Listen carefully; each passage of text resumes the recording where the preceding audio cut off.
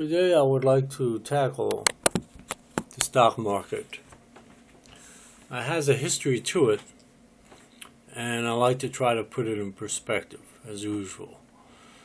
So the first place I'm going to start with is the original history of it. Okay, it didn't happen at the New York Stock Exchange. It didn't happen there first. It originated in 12th century France is where it originated. I'm looking online to help me along here because I'm not really into any of this personally, so I need a little help on this. But anyway, so it was. These were men that traded debts, and they could be considered the very first brokers, and so that's where it first started in France, and then it went in the middle of the 13th century. Then it went to the Venetian bankers, or the Venetian government. And then in 1602, you had the Dutch East India Company, which was basically Amsterdam, and I think also it was mainly in Amsterdam. It was an Amsterdam exchange, and then then the history kicked into place from there. I'm sure the Dutch, I'm going to click on that real quick. I just want to see this. And pretty much, okay, this was,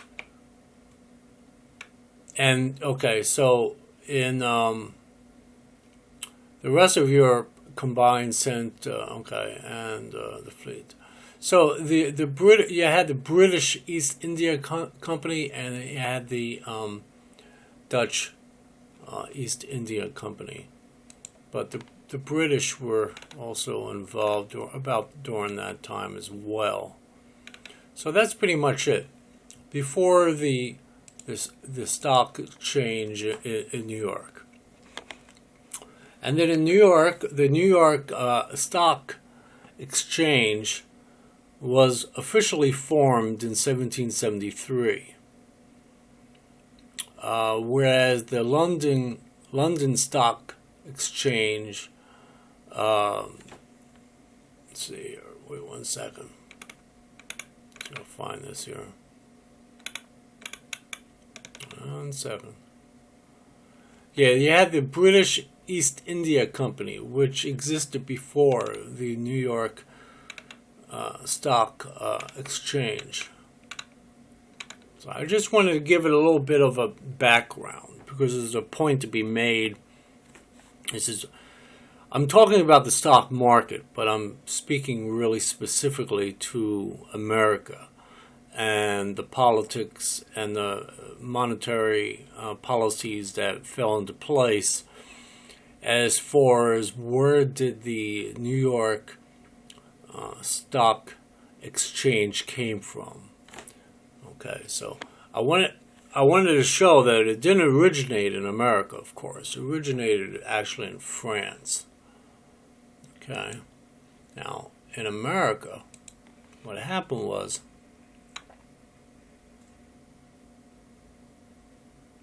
one second.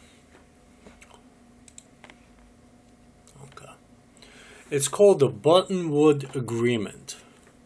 And what it was, this is in New York, which took place on May 17, 1792, started the New York Stock and Exchange Board, now called the New York Stock Exchange. This agreement was signed by 24 stockholders outside of 68 Wall Street, New York, under a buttonwood tree. And the organization drafted its constitution on March 8th, 1817, and named itself the New York Stock and Exchange Board. In 1863, this name was shortened to its modern form, New York Stock Exchange. Okay.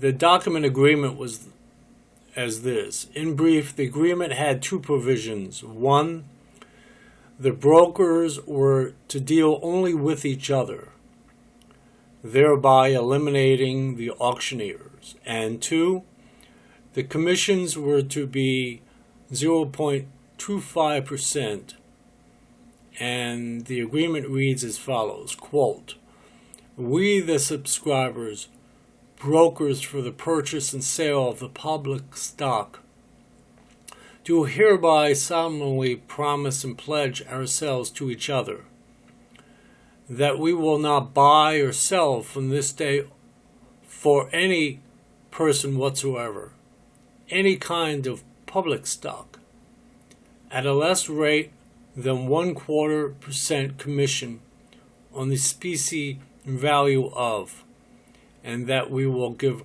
preference to each other in our negotiations. In testimony whereof we have set our hands this 17th day of May at New York, 1972. So you had certain individuals that signed that, okay? And later in 1793, they conducted, meaning the members of this particular agreement, they conducted their business inside the Tontine Coffee House. Now, let me just go a little further. I'm going to read something else. Then I'll delve into it, of course, with my own opinions, of course, right? Okay, so, and I'm going to bring it pretty much together on this point. There's a point to be made to this. It's not, everybody knows about the stock exchange. Everyone knows about the New York Stock Exchange. Everyone knows about all the markets and all this other crap that goes around the world, right? But very little people understand the essence and the beginning of it, okay? And why that beginning, the essential beginning, has a lot to do with the way the market is played out today, even though it appears that it's quite an open market and anyone can participate, which probably anyone can participate if you have enough money. But those that are really on the back end of it, or that is those that really control the show, those that just invest, if you and I invested, I don't invest, I never have, but let's say if I did, I would never ever be privy to the ones that are actually on the back end or on the behind the scenes that really control this entire enterprise, because that's what it is. Essentially, it's an enterprise. So anyway, I want to give it a little background as to why it's such a why it goes to all my other videos when I speak about the wealthy elite families. Because it's the wealthy elite families, believe it or not, once again, I must say it again, they control the entire stock market. Actually, they control all the stock markets around the world, these wealthy elite families, and I'm going to speak to that in one moment. So anyway, in 1790, the nation's first Secretary of the Treasury, Alexander Hamilton, I spoke about him before, issued $80 million in government war bonds to help pay the costs of the Revolutionary War of 1776. Shares were sold to the public at $100 each. The first stock was introduced a few years later when Hamilton established the first bank of the United States. Okay. Other banks and insurance company stocks were soon added to the available list of securities. Trading of this government stock, as well as stock in banks and insurance companies, was carried on in various coffee houses, auction rooms, stores and offices within the city of New York. In March 1792, 24 New York's leading merchants met secretly at Corey's Corey's Hotel. That's CORRE''S Hotel, to discuss ways to bring order to the securities business. And 2 months later, on May 17th, 1792, these men signed a document called the Buttonwood Agreement, named after their traditional meeting place under the buttonwood tree. The agreement stated that they would only trade securities amongst themselves, that they would adhere to set commissions, and that they would not participate in auctions. By 1793, there were too many brokers involved to meet under a tree. So they took space in an elaborate structure on the corner of Wall and Water Streets, called the Tontine Coffee House. Now, and as a side note, since 1990, Buttonwood Partners Incorporated has carried on the tradition of the locally owned and operated securities firm. Now, but that's really a side note. That's really I'm not really focused on that. Okay, we shouldn't be focused so much on that. But anyway, the point is, Alexander Hamilton, he issued $80 million in government war bonds. Okay? That's in 1790. In 1792, they decide, and I'm going to show you in a second, Alexander Hamilton, that little motherfucker, once again, was involved in it. That little Tory piece of shit traitor motherfucker. I can't say any worse than I can't ever speak. I mean, I can't even, the list is not long enough. There's not enough words in all the dictionaries around the world of how in the negative sense, how I think of Alexander Hamilton. He was a traitor to our country, and it lives on to this day with the Federal Reserve Board. Okay, there's no words to express the feelings and the thoughts that I have for this motherfucker. Okay, but anyway, with that said,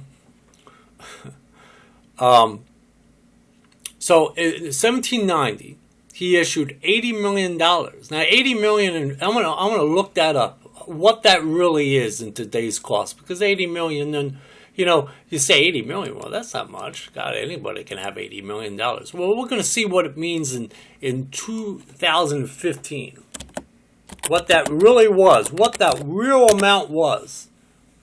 Okay, we're gonna find out what 80 million is. 80 million, right, in the year 2015. What, I'm going to try to find that, what that means in today's, one second, bear with me, we're going to find this one way or another. 80 million, $2015. Do this here. Okay, it's got to be in here somewhere. I know there is, because I always do this once in a while, We'll find it. Oh, man. Okay. Wait, I'll find it. Just bear with me. As you know, bear with me. 80 million. It's got to be in billions this year, in today's... in billions, 2015. Gotta be. God, it won't even show it. It's crazy. All right, we're gonna find out. Oh my God. All right, I gotta find it. This is going to be great if I can find it, Because, I mean, 80 million back in 1790's got to be something like 300 billion now. It's got to be. All right. Okay, let me do this here. I'm going to do it differently. Just bear with me. We're going to find this baby out. You know, when I set my mind to something, we are going to find it out. Okay. I guess we're not going to find it out the way things are going here. Okay, wait. $80 million. 70.99. In 2015. Worth. I guess worth. It's not going to tell you. Okay, well, there you go. $1 in 1780 was worth today $17.24. So we're gonna, oh man, how do you do that? 1724.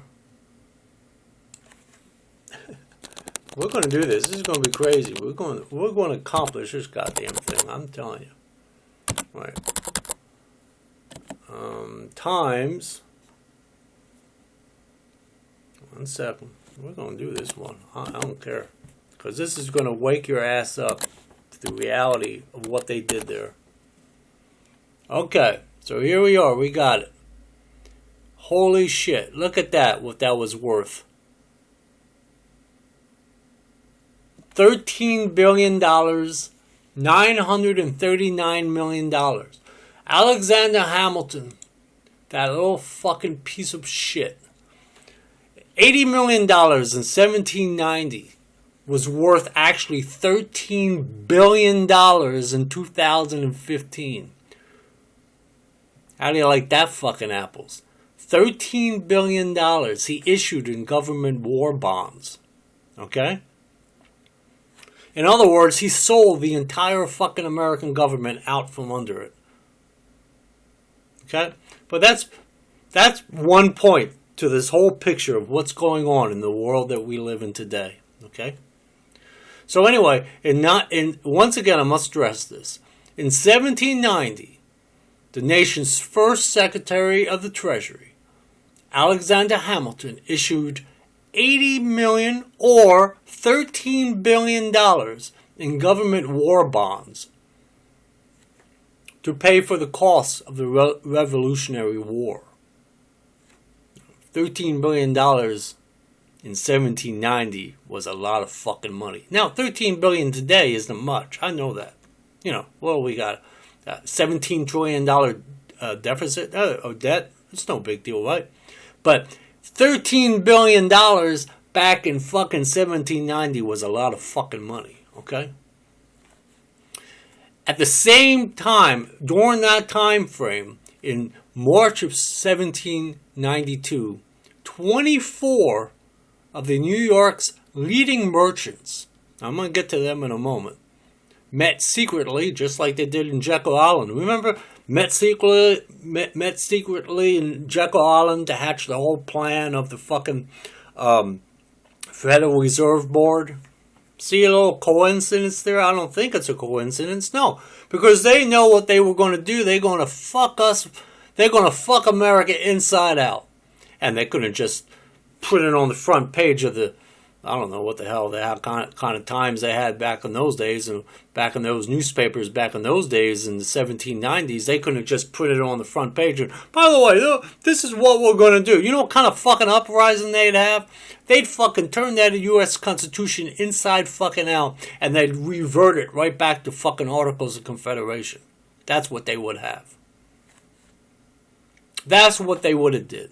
But they didn't. So they met secretly at this hotel, Corey's Corre''S hotel.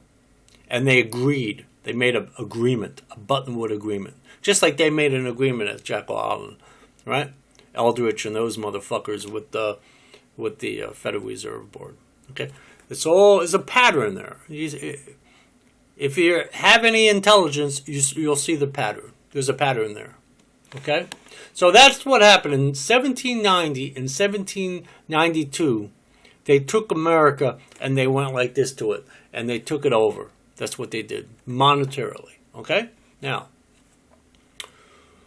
this is where it gets even interesting. This gets even more interesting. Okay? It gets even deeper, actually. I'm going to take you on a deeper, sort of on a deeper ride here. Okay?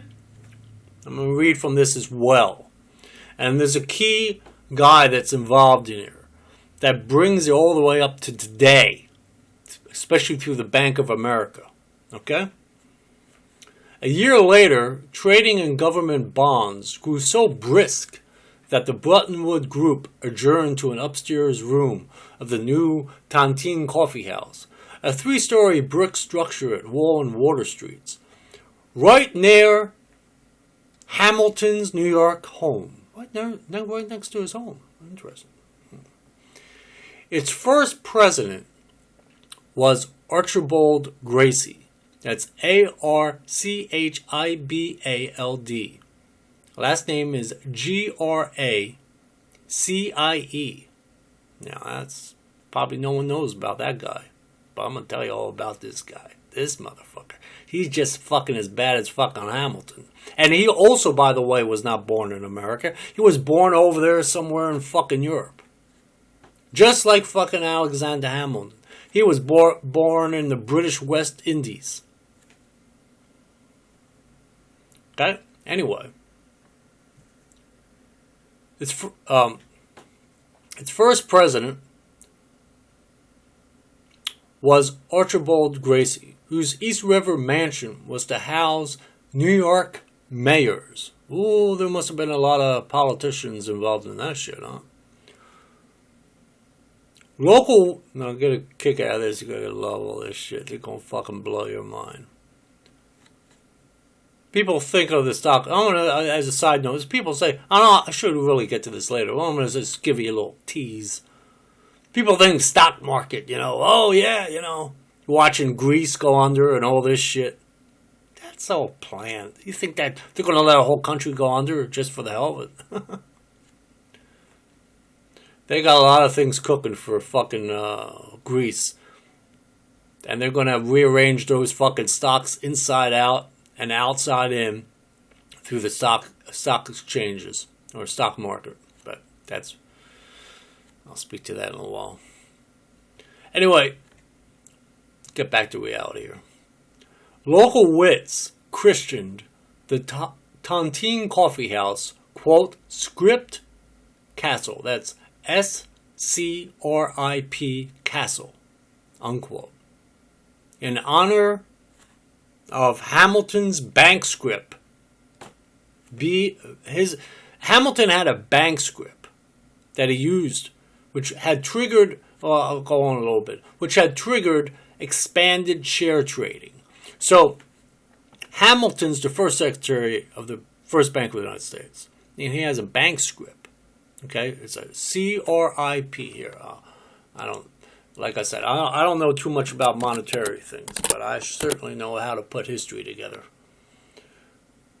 Okay, so what a scrip is it's a term for any substitute for legal tender and is often a form of credit. Okay, so it's basically a currency is what it is, okay?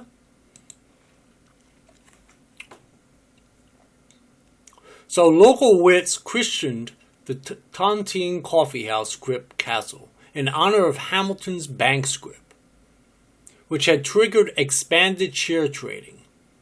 Henceforth, Wall Street would signal much more than a short, narrow lane in lower Manhattan.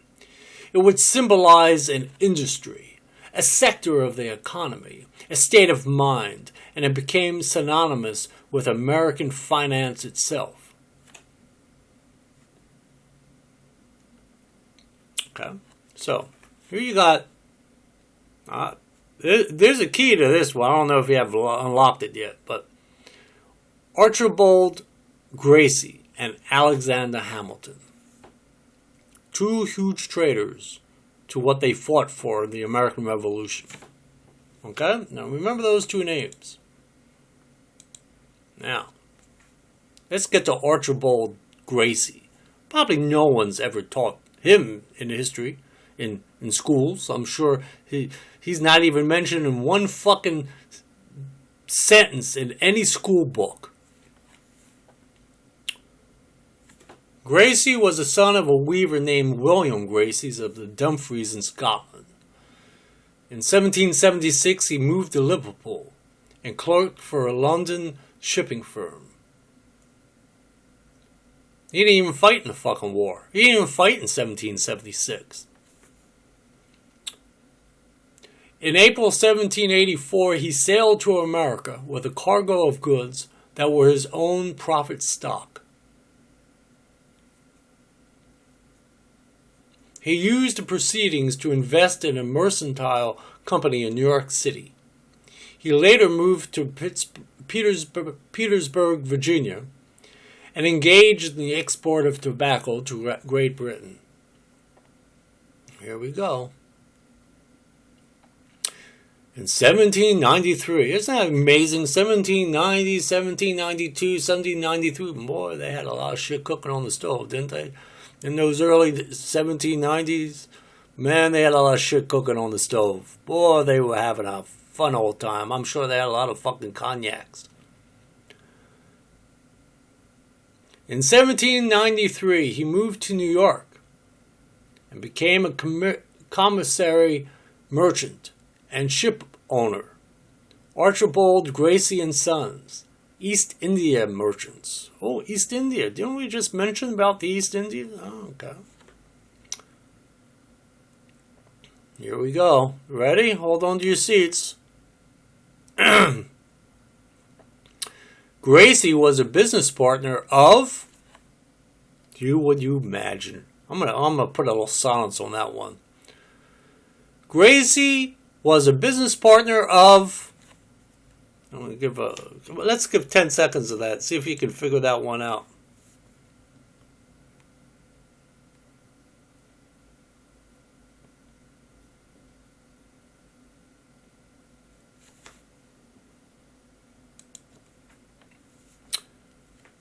Gracie was a business partner of Alexander Hamilton.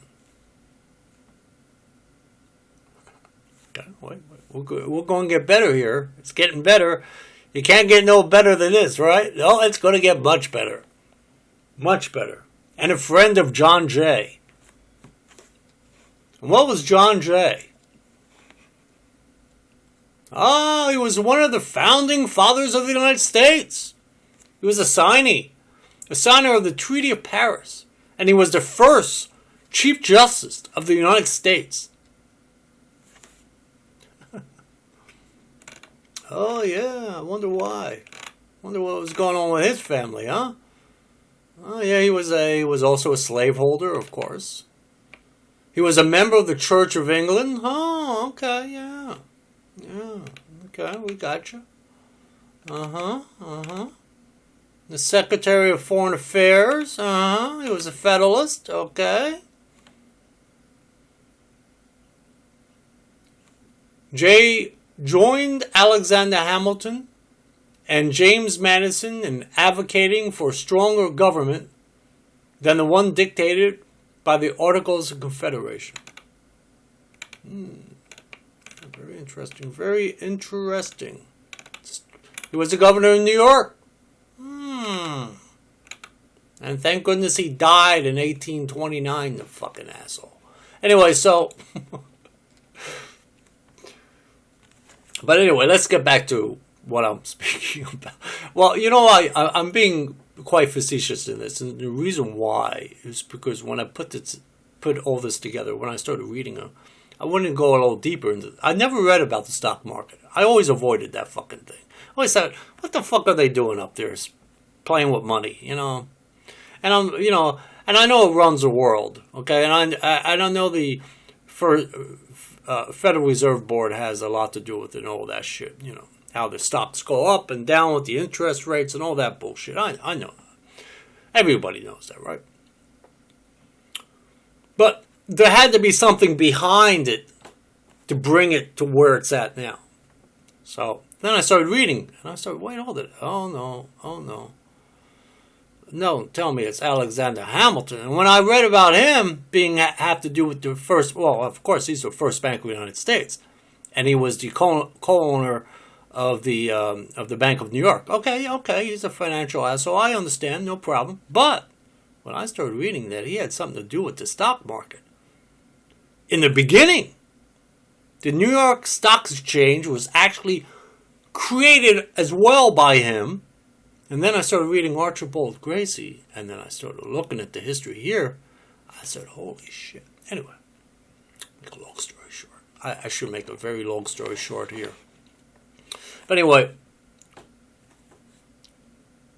Archibald Gracie was one of the directors of the first bank of the United States. A director. He directed it where it was going to go. Okay, now. Put that feather in your cap. Now, it gets interesting here. Very interesting here. If you follow his lineage line, if you all the way through his lineage, his daughter Eliza married Charles King, which was the president of Columbia University. Another daughter, Sarah, married U.S. Congressman James Gore King. There's more to it than this. There's a point to be made, what I'm about to say. Gracie's grandson, Archibald Gracie III, a general in the Confederate Army. He was a Confederate. He was part of the Confederate Army. Oh no, take down that flag. We can't have that up there. Was killed at the siege of Petersburg during the American Civil War. Great-grandson Archibald Gracie IV was a military officer and writer who survived the sinking of the RMS Titanic in 1912. One of Gracie's IV's fellow travelers of the Titanic was John Jacob Astor IV, great-grandson of frequent Gracie Mansion visitor and personal friend of Gracie I, John Jacob Astor. Now, if anyone knows about the Astors, oh my God. These motherfuckers, holy shit. I don't know if anyone, I shouldn't even get into, maybe I'll save Astors for another fucking video. But this motherfucker had money coming out of your fucking ears. This motherfucker was. You should. Astor is Astor. These motherfuckers. Anyway, I don't want to get too much into that. So, point is what I'm saying there is they have a select. These wealthy elite families, okay? They're friends of each other, associates of other, business partners. Freaking Alexander Hamilton's a business partner of this Archibald Gracie guy that was one of the people or persons that created the New York Stock Exchange during about the same time the first Bank of the United States was created by Alexander Hamilton. Starting to see the picture how it all molds together? Everyone knows everyone else. Everyone pats everyone else on the back. Now, go a little step further. Sort of meld it together. Let's bring it together. Archibald Gracie, a director of the first bank of the United States. Oh, excuse me. Archibald Gracie, director of the Bank of America, was a Scotsman. Who soon, I sort of read all this, but anyway, who soon after the Revolution came to New York, where he amassed a fortune as merchant and ship owner. He established with his son-in-law, James G. King, a business in Liverpool known as the firm of King and Gracie. Okay. Let me go a little bit more. Second. A little more down there. Something else to add.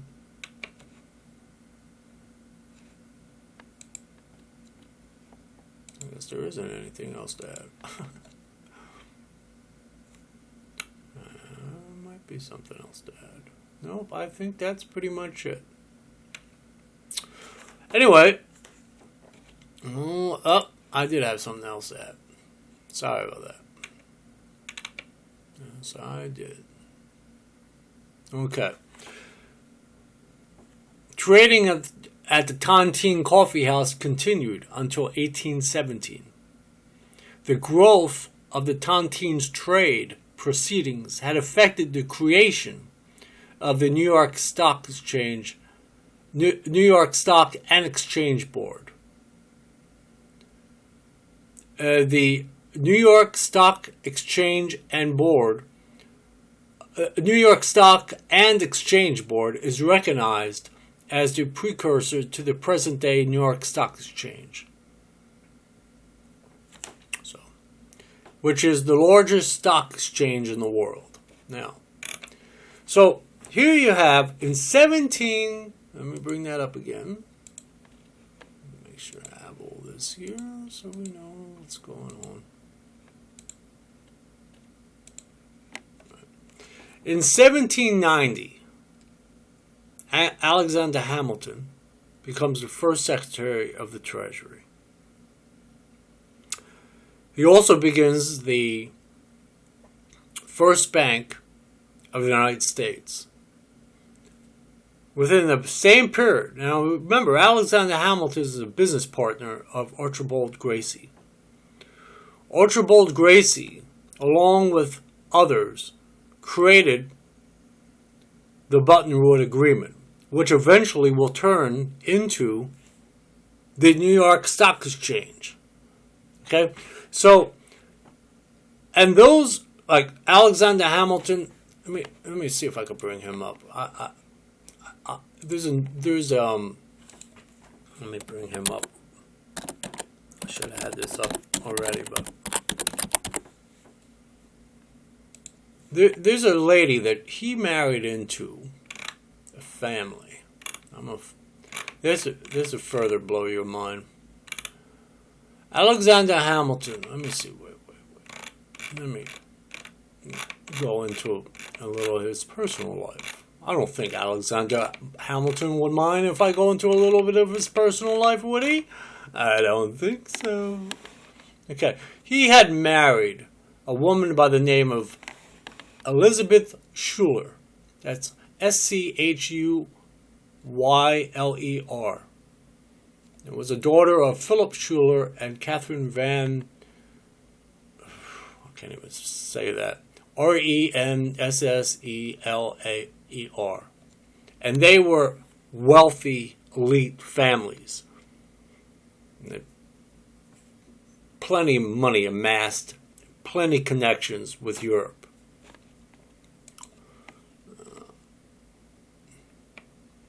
Let's go into her father. Okay, Philip John Schuyler was a general in the American Revolution and a United States Senator from New York. Okay, I could trace his history back, but we don't have all the time in the world. I don't want to make this video 10,000 years old here, but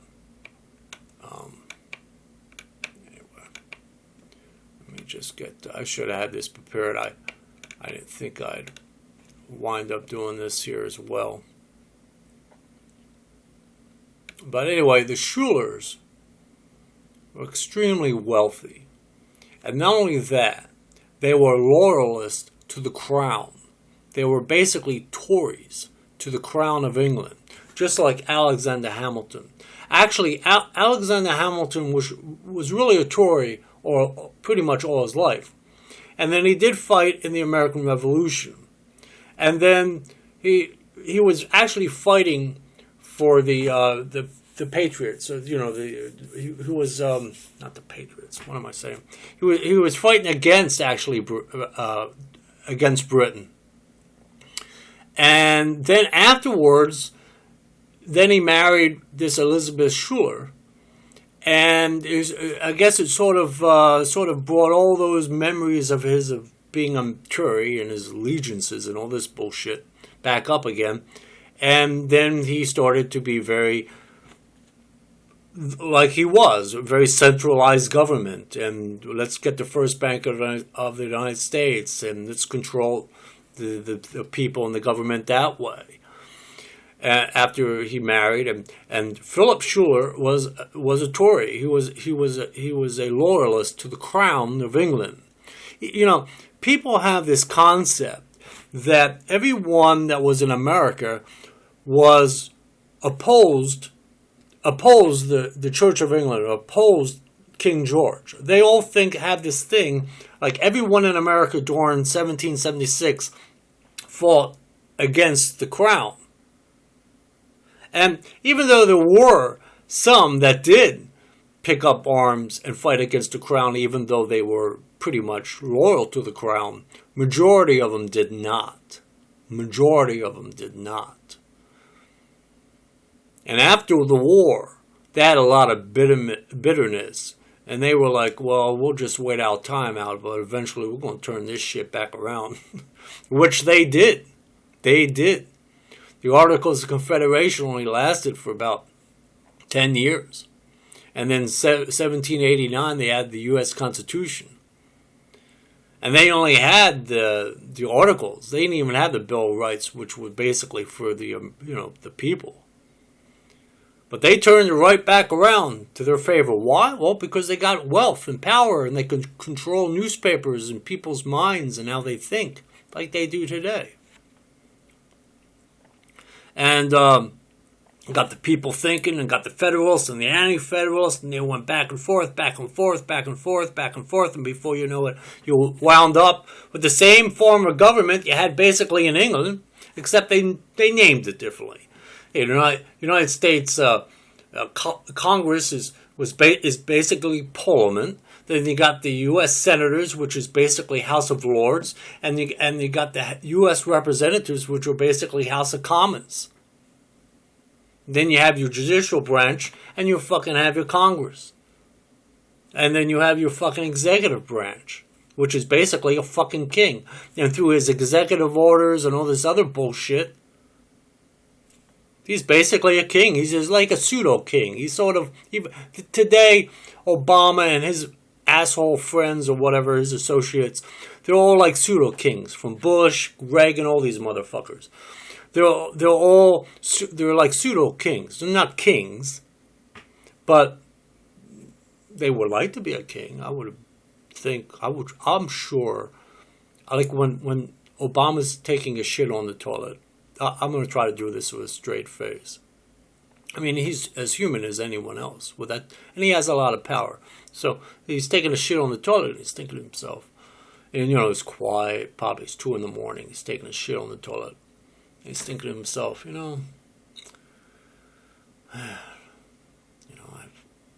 done 6-7 years in office, I should by now be a king. I mean, I wish I was a king. Things would be so much easier if only I was a king. Even a prince, but I'd take a king. I'd rather be a king than a prince, because a prince still is subordinate to the king. King Obama. Oh man, that even sounds good. King Obama. Wow. And that's basically what he thinks. And they all think that. King Bush, King Reagan, all. Believe me, if they could get away with it, we'd just have kings. Anyway, so the point of this video that didn't really go as well as I wanted to, because I had to insert all my stupidity, not stupidity, my facetiousness in there. Because when I was, I started out just reading about the stock market. And then this fucking Buttonwood Agreement popped up. And then Alexander Hamilton. And then fucking Archibald Gracie. And how they worked hand in hand. And I was like, holy shit. And that stuff goes on to this day. Like, for instance, I'm going to sort of end this video because pretty much we get the point that the same players yesterday were the same players today, except they have different names or different titles or classifications. It's the same thing. For instance, Greece. Greece is the new bad boy on the stock exchange, right? So the people vote against, right? You know, funny thing, you always hear Obama say, let the people in Iraq, let the people in Syria, let the people in Iran speak. Let them speak up, let them have revolution, let them open their mouths, let them tell the government to go fuck themselves. But, on the other hand, the people that vote in Greece, apparently they don't have the same say as the people in Iran, Iraq, Syria, or wherever the hell else. You ever notice that? Or Libya, remember Libya? Oh, the suppression of the people, we must free those people in Libya. Well, the people in Greece don't want to be governed by the euro anymore. So the people spoke up and decried and say, we don't want to be governed by the euro. We want to have our own monetary system, our own currency or whatever, in our own name. And Obama and all these other motherfuckers are like, that's not going to be a good idea, guys. It's going to fuck up our markets. But we'll figure it out. We haven't figured out. It's not like it comes to you. You and I comes overnight to the newspapers. You read on USA Today, New York Times, Philadelphia Inquirer, LA Times, or whatever the hell you read it from, right? It comes out, whoa, they made a vote. No.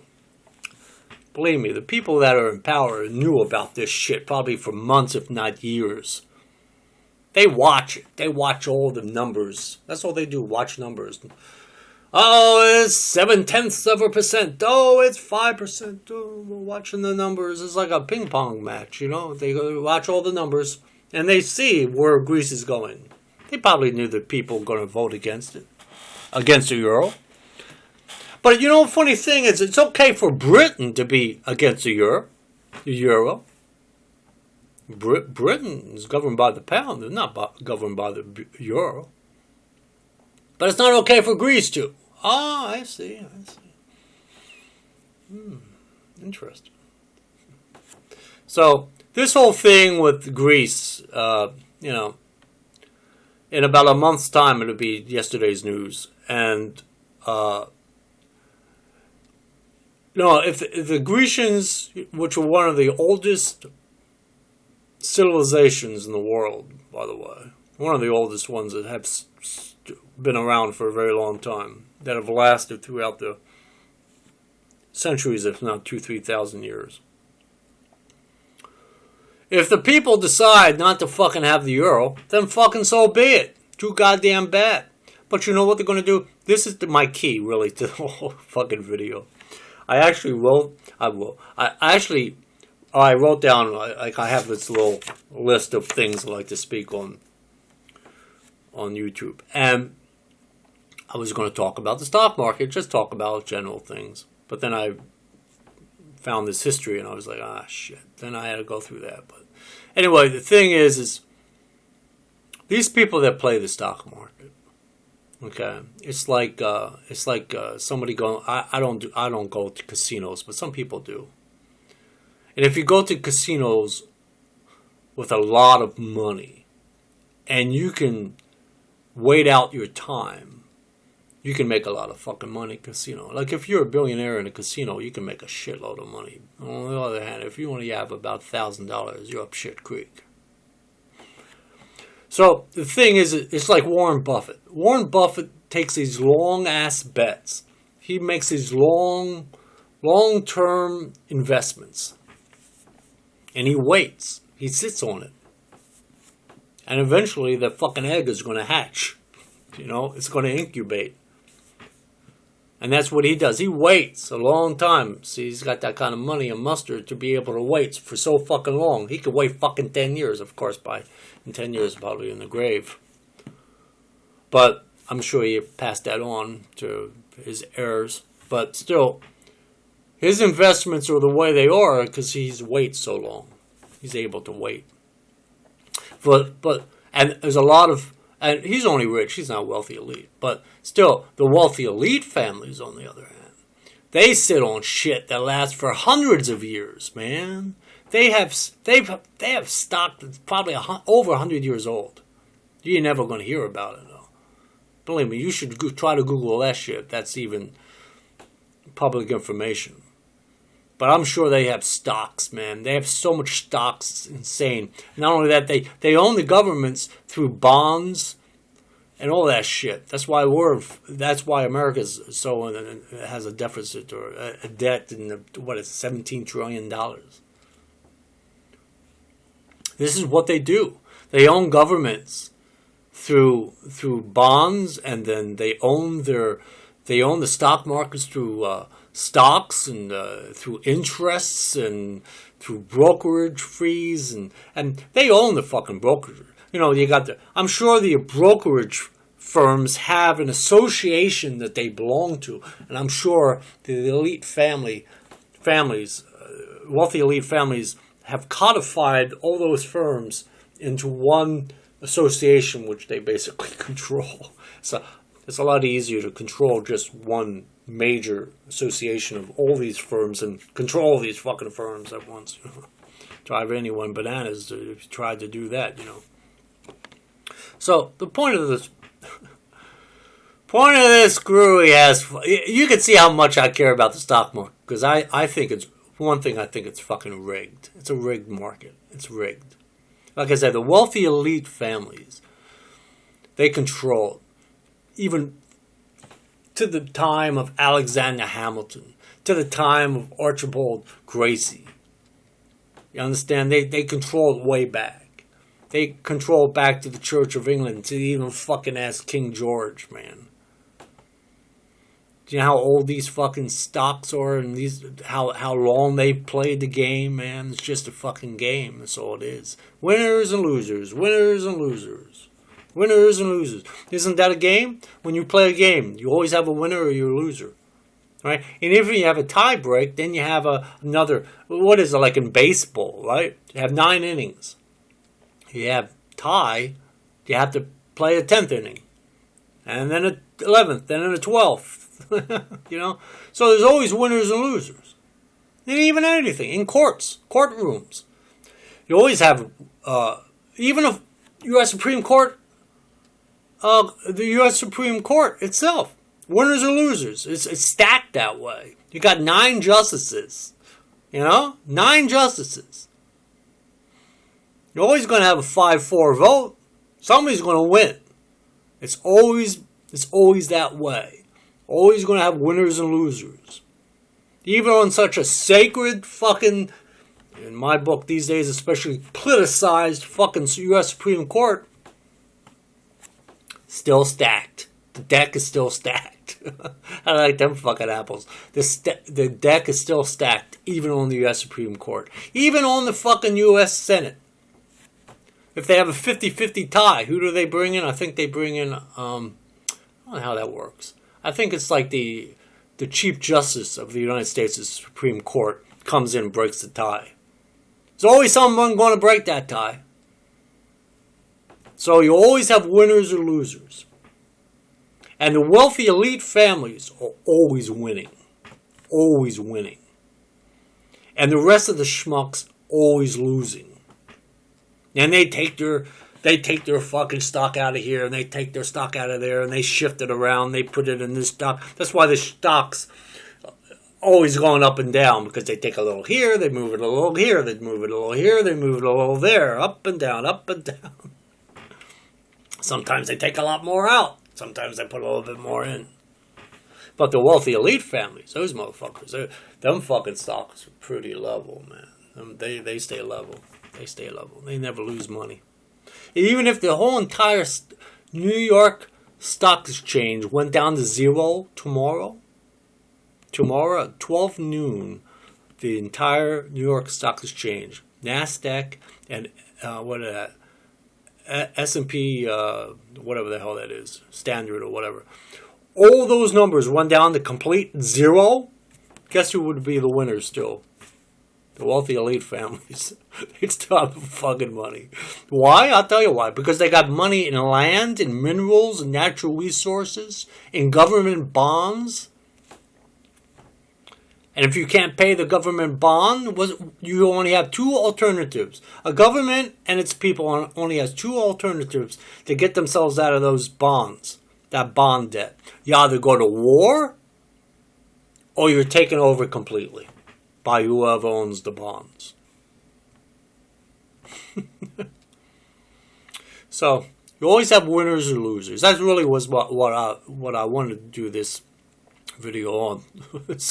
You always have winners or losers, but the wealthy elite families are steady at the top. It's like a fucking, like, you know when you see your heartbeat go up and down like this on the machine. Well, their heartbeat is flat, and I don't mean they're dead. Actually, they're well alive. They're very well alive. But that's what it's like. Very flat. Because it's not really about money with them. And I don't know how many times I have to stress that. It's about power. And power, you can't buy. You can't buy power. I'm sorry about that. You and I, Now, the masses can buy power if they come together. But, America's pretty fucked up on that. Because they have so many parties to choose from, and this and that, and this and that. But power is where it's at.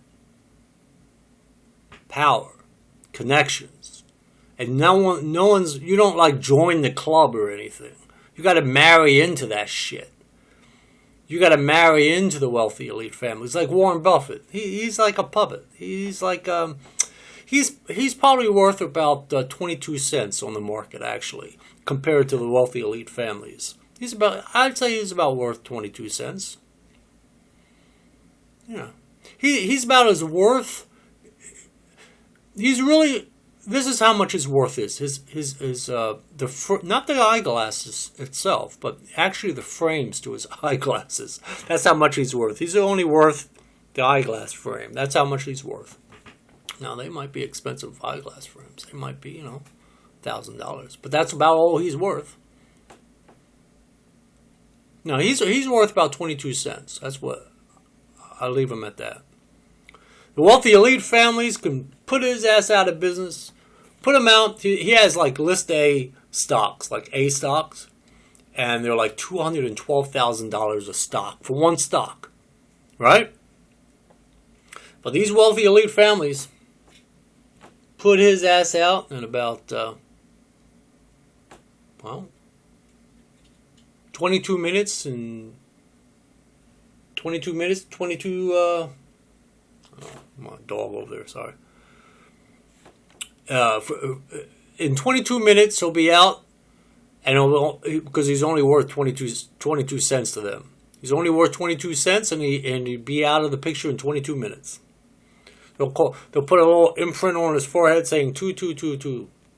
2222. Actually, I hope he's known as 2220. His title will be 2222. That'll be his title, 2222. Anyway, once again, this video is going on way too long. I don't even know if I should upload this, but I'll put it up anyway because the history to it was rather interesting.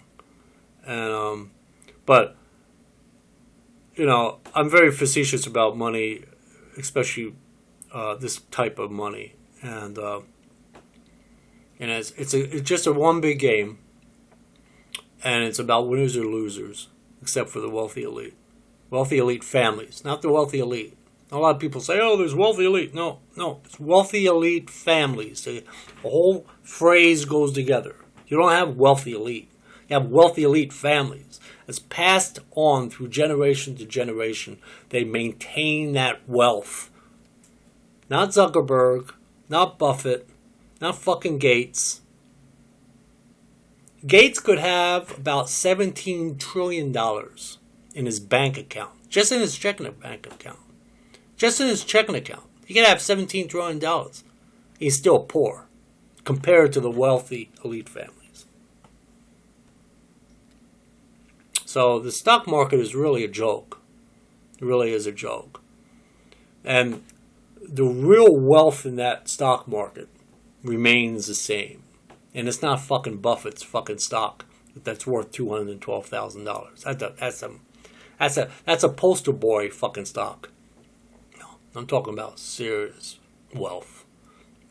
The wealthy elite families wanted to say, tomorrow the stock market is going to collapse completely. It will happen. Anyway, and on that, you guys have a good day.